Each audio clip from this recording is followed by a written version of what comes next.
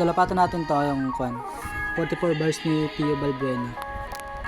Pero Glock 9 yung nakalagay, angas din eh, no?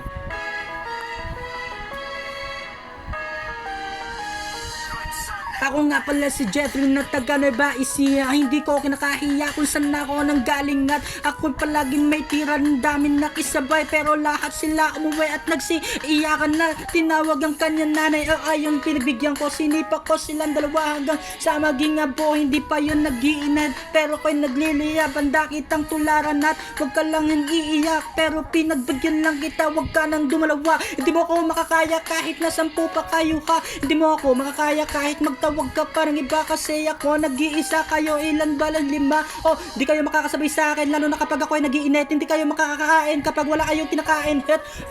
Talaga kayo ay maingit sa akin at hindi ko yon pinagkait at binigyan ko kayo ng pera. Umita kahit na ilang milyon, kaya ko yung kitain ng kahit ilan ng taon. Ang pera mo ay iilan lamang at sa akin ay umaapaw at limpak-limpak na ikaw. Ang daming mga ukaw na nagpipiling na hustler, hindi sila makasabay kasi laging dala ng lighter puro chong. Kaya ano ba ang iyong ginagawa ka? Di ka lang na to, dapat ay dumiskarte ka.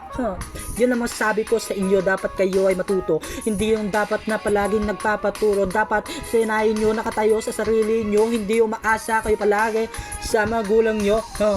Dapat ay matuto ka rin makontento kung anong meron ka, dapat sa iyo lang mo yun. Huwag mo nang tangkain na mainggit sa iba kasi sarili mo lang ang pag-asa mo, o diba?